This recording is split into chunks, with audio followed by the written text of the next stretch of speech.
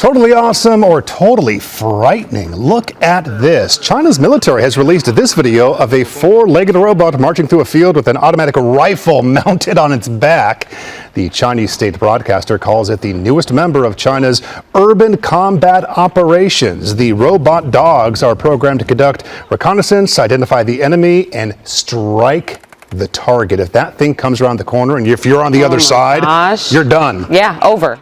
China has begun testing a cutting-edge sixth-generation fighter jet capable of operating in space. Now, according to reports, codenamed Beide or White Emperor, this advanced aircraft is designed as an integrated space air fighter with the ability to reach supersonic speeds.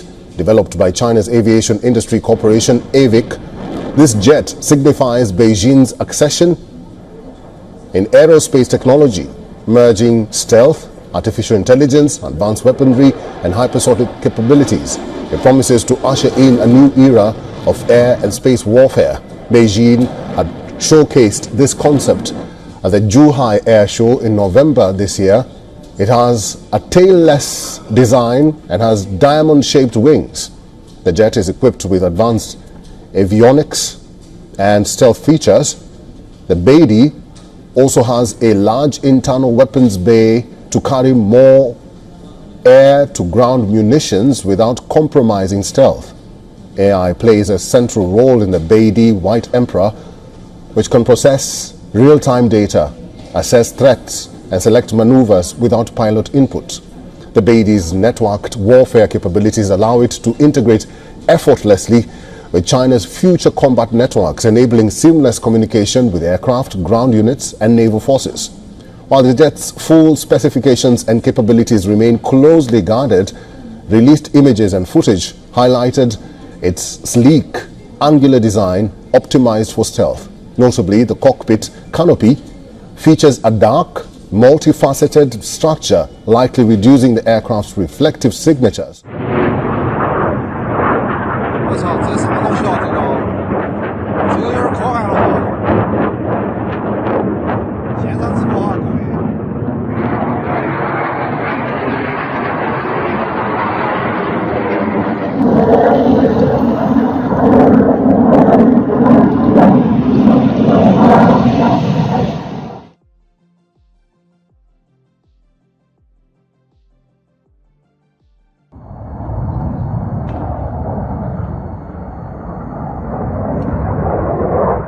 Gordon Chang, Gatestone Institute Senior Fellow. Gordon, Mayorkas said the border wasn't open, it wasn't a crisis, but apparently they're very concerned about this. China is spying on American citizens. Why should American citizens be worried here? Well, as you point out, China is compiling a dossier on every American, and they're going to use that for blackmail and other nefarious purposes. And we got to sort of assume right now that they've got access to every phone call, every text, every email message. So they're scooping up enormous amounts of data. China knows more about American citizens than the American government does.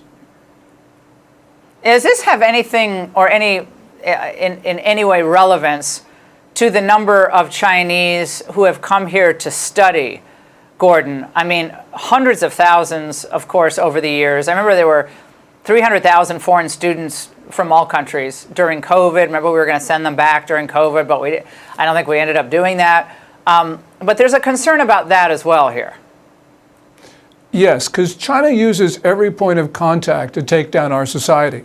So we had almost 400,000 Chinese students, and we know that Chinese consular officials and Ministry of State Security agents were surveilling them and coercing them. And they coerced about 13% of them to steal information and data for China. So this has become a national security issue. You know, most Chinese students, they don't want to do this, but we have allowed Chinese agents to operate on our soil and to commit crimes. And we've known this for decades. And Gordon, to that point, the Daily Caller is reporting that the federal government has given grants to 50 researchers currently working in U.S. universities or labs who are listed as experts of Chinese government talent recruitment schemes. And that incentivizes participants to steal foreign technologies that are needed to advance China's national military and economic goals, according to the FBI. You and I have talked about this before, but Again, talk about letting the fox into the hen house here. Yeah, this is insane. We know that these individuals in these talent programs of China take information and data and knowledge and intellectual property, and they ship it right back to Beijing, to the Chinese military. And we're actually funding it now, as the Daily Caller points out. This is just crazy how we could have allowed this when we've known about this threat for decades, and yet we continue to feed a Chinese war machine that is actually configuring itself to kill Americans. Everyone is talking about an India-China reset, a chance to put the animosity behind, a chance to look ahead. But a reset requires both sides to deal in good faith. Is China doing that? A new US report is not so sure. It has come from the Pentagon, which is basically America's defense ministry. They have released an assessment on the Chinese military. It covers China's operations across theaters in the Himalayas, in the South China Sea, and in the Pacific. Now look at what this report says on the LAC, the line of actual control, the de facto border between India and China. This is what the Pentagon report says, and I'm quoting. In June 2020, the Chinese army and the Indian patrols clashed in Galwan Valley, the most violent clash between the two countries in 45 years. The PLA has not drawn down its positions on troop numbers since the 2020 clash and has built infrastructure and support facilities to maintain multiple brigade deployments along the LAC. That's what the Pentagon report says. In other words, China has not scaled back their presence. Instead, they have ramped it up. They are building more infrastructure near the LAC, near the border with India. In fact, we've got some numbers. China has 120,000 soldiers along the LAC. These troops are backed by some serious firepower like tanks, howitzers and missiles. Of course, in Ladakh, firepower is not enough. You need good infrastructure too. You need bridges and roads to transport your troops. And China is building that too. In July, they completed a bridge near Pangong Lake. It connects the north and south banks of the lake. It cuts travel distance by 50 to 100 kilometers. And this is just one example. As the US report says, China is ramping up infrastructure across the LAC. The question then is, how will this impact the reset? Does it violate the border deal with India? You see, this US report covers early 2024. The border deal was struck in October, so there is no overlap. Plus, we haven't heard reports of any violations yet.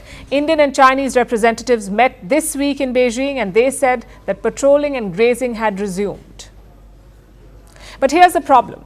Infrastructure gives you an edge in the long run. It makes it easier to deploy assets, to transport soldiers, and to reach remote locations in the region. Since the Galwan clash, China has been focused on this.